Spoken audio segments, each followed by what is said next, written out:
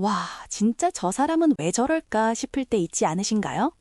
오늘도 어김없이 남의 단점을 귀신같이 찾아내서 기어코 사람들 앞에서 면박을 주고 뒤에서는 입만 열면 남 욕하기 바쁜 사람들. 솔직히 말해서 그런 사람들 보면 인성 문제 있나 싶다가도 한편으로는 왜 저렇게까지 독을 품고 사는지 소름 돋을 때가 많죠. 저 짜증나는 건 뭔지 아세요? 정작 본인은 그게 솔직한 건 줄 알거나 다 상대를 생각해서 하는 조언이라고 착각한다는 거예요. 커뮤니티에서 빌런이라고 불리는 사람들, 멀리 갈 것도 없이 여러분 회사 상사, 동네 지인, 심지어는 친구 사이에도 꼭 한 명씩은 있는 이 깎아내리기 전문가들.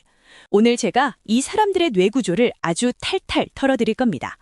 듣다 보면 헐, 이거 내 얘기 아니야? 싶은 소름 돋는 순간부터 그런 인간들에게 어떻게 대처를 해야 속이 뻥 뚫릴지 그 비릿한 시면의 진실을 지금 바로 시작합니다.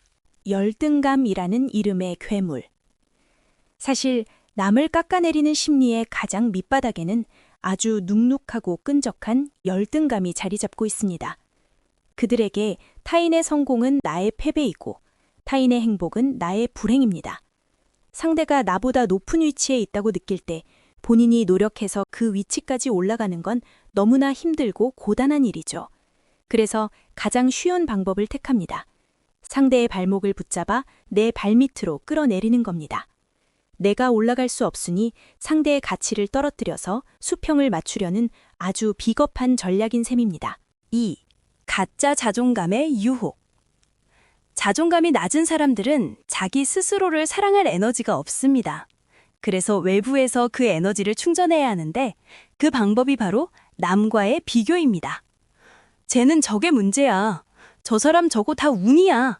라고 말하는 순간 무의식적으로 나는 저러지 않으니까 내가 더 우월해 라는 착각에 빠집니다.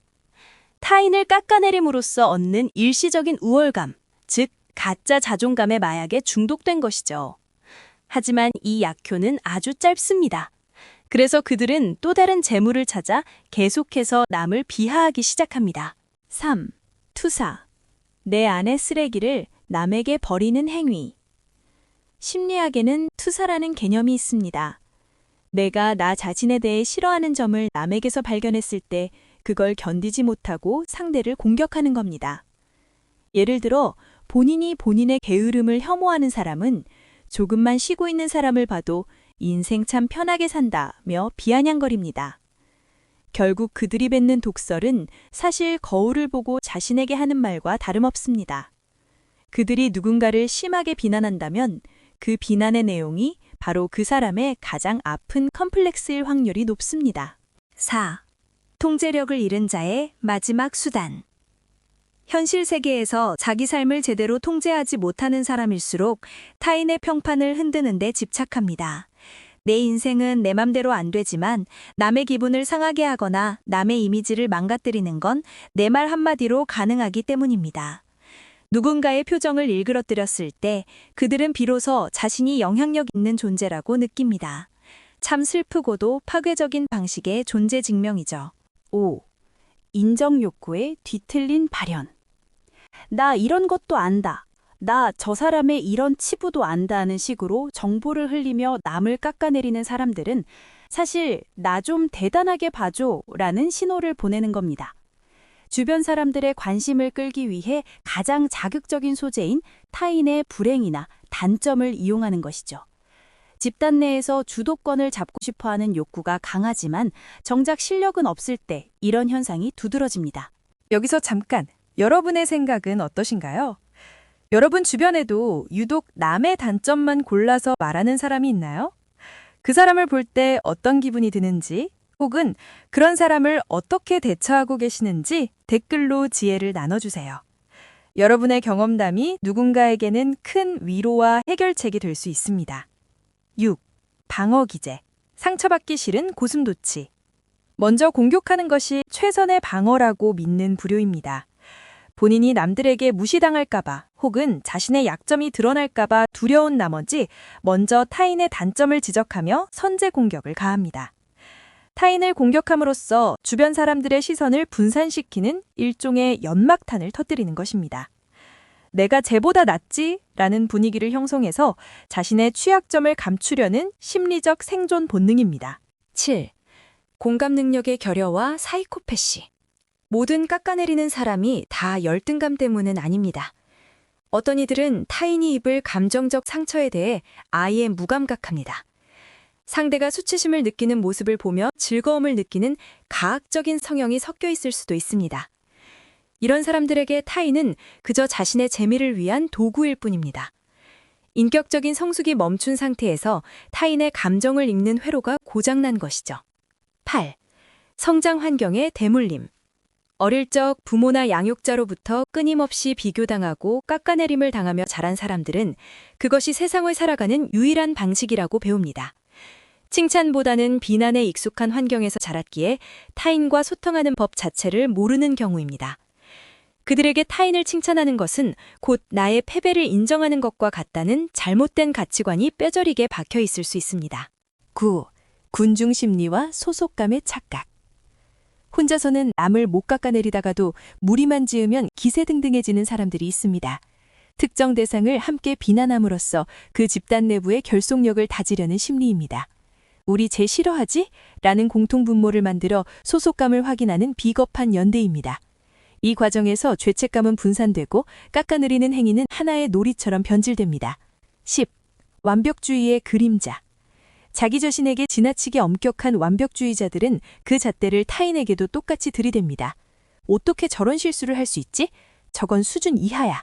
라며 타인의 미숙함을 견디지 못합니다. 하지만 이건 건강한 기준이 아닙니다. 자신의 불안을 타인에게 투사하여 비난함으로써 스스로가 정한 가혹한 기준 속에서 위안을 얻으려는 뒤틀린 완벽주의의 발현입니다. 이제부터는 이러한 사람들을 어떻게 바라봐야 할지, 그리고 우리 삶에서 어떻게 대처해야 할지에 대한 현실적이고 구체적인 대안들을 말씀드리겠습니다. 남을 끊임없이 깎아내리는 사람을 마주했을 때 가장 먼저 기억해야 할 사실은 그들의 공격이 결코 당신의 가치를 결정짓지 않는다는 점입니다. 그들이 내뱉는 독설은 당신의 결점이 아니라 그들 내면의 불안과 결핍을 보여주는 고해성사에 가깝습니다. 누군가 당신을 비난한다면 그것을 피드백으로 받아들이기 전에 저 사람의 마음이 지금 얼마나 병들어 있는가를 먼저 진단해 보세요. 비난의 화살이 날아올 때 그것을 내 가슴에 꽂는 것이 아니라 화살을 쏜 사람의 손을 바라보는 연습이 필요합니다. 가장 현실적인 대처법 중 하나는 반응하지 않는 것입니다. 깎아내리는 사람들은 상대방이 당황하거나 화를 내거나 변명하는 모습을 보며 에너지를 얻습니다. 그들은 당신의 감정적 반응을 먹고 사는 괴물과 같습니다. 그들이 비아냥거릴 때 그냥 무표정하되 그렇게 생각하시는군요 라고 짧게 답하거나 아예 아무런 대꾸 없이 하던 일을 계속하는 것은 그들에게 가장 큰 타격을 줍니다. 당신의 감정이라는 먹이를 주지 마세요. 그들이 당신의 영역 안으로 들어오지 못하도록 심리적 바리케이드를 치는 것이 우선입니다. 혹시 지금 이 영상을 보면서 떠오르는 특정 인물 때문에 가슴이 답답해지셨나요? 나를 깎아내리는 그 사람 때문에 밤잠을 설치거나 자존감이 바닥을 쳤던 경험이 있다면 지금 바로 댓글창에 그 무거웠던 마음을 털어넣어 보세요. 글로 쓰는 것만으로도 심리적 거리두기가 시작됩니다. 또한 우리가 이런 빌런들에게 휘둘리지 않고 나를 지키는 법에 대해 더 깊이 알고 싶다면 구독을 통해 다음 이야기들도 함께 해주세요. 또한 그들의 프레임에 갇히지 않는 것이 중요합니다. 그들은 당신을 부족한 사람으로 정의하려 들겠지만 당신은 그 정의에 동의할 의무가 전혀 없습니다. 그들이 너는 이게 문제야 라고 말할 때 속으로 그건 당신 생각이고 라고 선을 그으세요. 논리적으로 반박하려 애쓰지 마세요. 애초에 논리가 통하는 사람들이라면 남을 깎아내리는 저급한 방식을 쓰지도 않았을 겁니다. 그들과의 대화에서 승리하려고 하지 말고 그 대화 자체에서 탈출하는 것을 목표로 삼아야 합니다. 만약 그 사람이 직장 상사나 가족처럼 피할 수 없는 관계라면 공적인 관계와 사적인 감정을 철저히 분리하는 전략이 필요합니다.